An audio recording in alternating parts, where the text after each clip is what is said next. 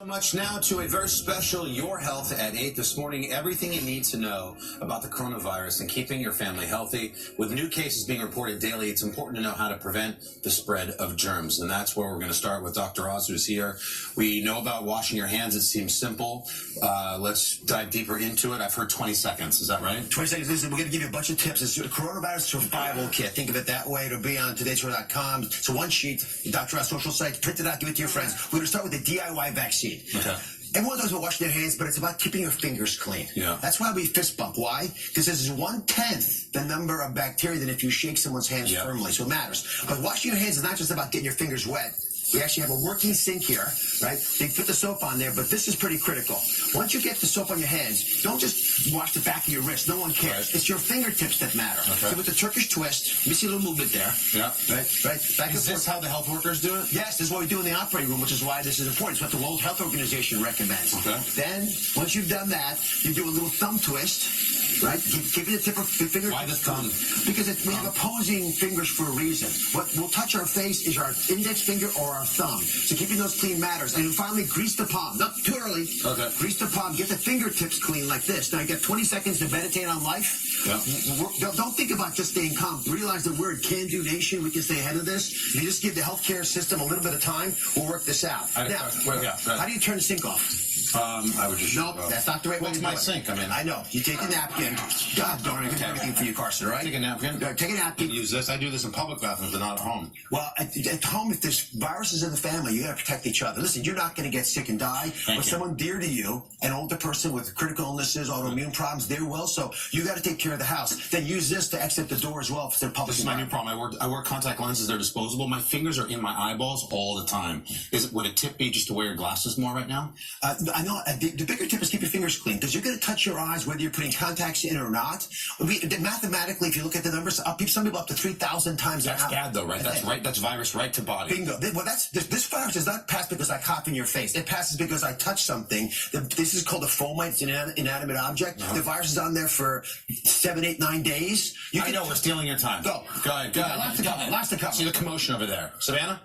Thank you, Dr. Oz. We have important stuff to talk about with Dr. Torres, don't we? Hand sanitizer. Is it as good as washing your hands? It's almost as good as washing your hands. If you can get to a sink, that's the best thing to do. But a lot of times we're not near a sink, so you want to use hand sanitizer. People use these alcohol gel hand sanitizers that are everywhere. Are they all created equal? Essentially, the main thing is you want to make sure it has at least 60% alcohol. That's the key to them. And if you buy it on the market, more than likely it is, but become a label reader. Okay. The way you use it is you take basically put a bunch on your hands. You want to cover. Show how much that was. It was a. This is a lot here. Is that right? Right, and because you want to be able to cover your whole hand. Okay. You work it through your fingers, and essentially you just keep working it until it's dry. It's going to take about 20 seconds to dry. This is more than I would have used. So don't stop rubbing until it's dry. And that's what happens is people tend to do this, and then they get to a point where it's not. Is the rubbing making it more effective? It is, and it has to be on your hands for at least 20 seconds in order for it to kill the virus. Okay. So. And then assuming you don't go dunk your hands into dirt, like how long does this stay effective? Well, this will stay effective until next time you touch something, and then you get it on your hands. But the one thing to remember is, you're going to be doing this, and then the next thing you're going to do is you're going to pick up your cell phone. Yeah. That cell phone, who knows where that thing's been? So you want to make sure. I've dropped my cell phone in the toilet. So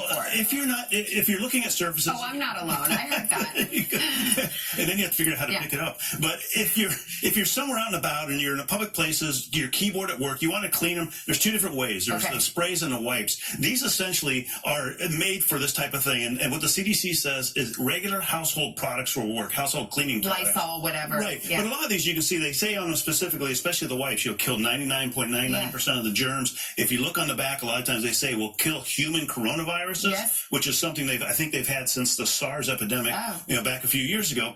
The main difference being with the sprays, you can get more penetration. With the wipes, they're more convenient. The big thing is you want to put them on the surface and you want to let them dry on the surface. Don't wipe them off. Let them dry. I'm not rubbing it in with paper towel? No, well, the wipes you're rubbing in with the wipe. These ones you want to just spray as much as you can. Really? And let it dry. If it's been there longer than 10 minutes, they say 10 minutes is kind of the maximum. At that point, you can go ahead and dry it off. Okay. But for the most part, just let it dry. And now, does it have to say antibacterial? Or is it like if it says disinfectant or bleach or whatever, it works? If it says disinfectant or bleach, it should work. We're actually putting a link on our website on today.com that's the CDC approved wipes and sprays that you can go to. But essentially, it has hydrogen peroxide, ammonium chloride, ammonium hypochlorite. right, those are the ingredients you need to know about. We got to go because Oz took all our time.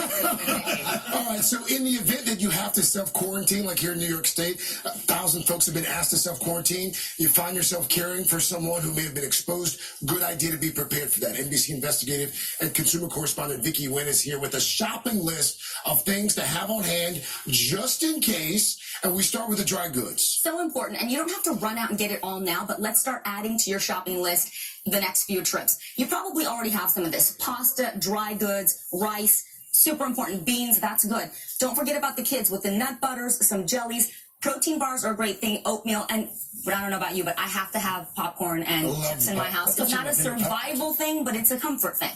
Canned goods, same thing. Canned meats, a great idea. These are going to last you a long time, and that's the key. The idea is you may not be getting out to the market for the next couple of weeks or longer if you end up developing symptoms, so you want to have these items that are shelf-stable in your house. You want to remember the pets. Absolutely. One of our Twitter followers actually said, hey, don't forget about the animal supplies. That's important. Sometimes your pets need meds, not to mention the food or other items they're going to need, plus a bottled water supply. This is CDC and the Department of Homeland Security. Not worried about contamination in the water supply, but always a good idea to have some extras for any sort of emergency. Toiletries and medications here. Hygiene products as well. And let's talk about baby products. You know how quickly those babies go through their diapers. So you want to have things at home that make you feel comfortable. That's going to help you reduce the anxiety, because you're going to feel like, hey, I have what I need if I need to hunker down for a couple of weeks or longer.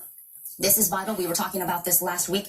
The over-the-counter medicines, it's cold and flu season anyway. So they talk about how there's no cure for COVID-19. Yeah. You're just going to want to alleviate symptoms and stay comfortable. So that means having pain relievers, cough medicine.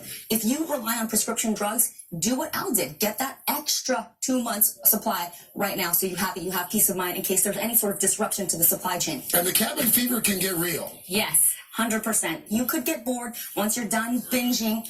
You're going to want to have those games, have those books, things you can do as a family if you're not isolating folks from each other. This is really important. Go back to old school stuff. Read a book. Maybe that 2 weeks of quiet time will do you some good.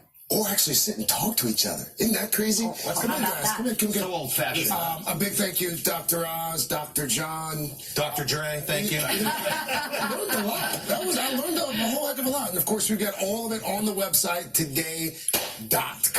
Just ahead, Katy Perry didn't just drop a new music overnight. No, she dropped some big news in the process.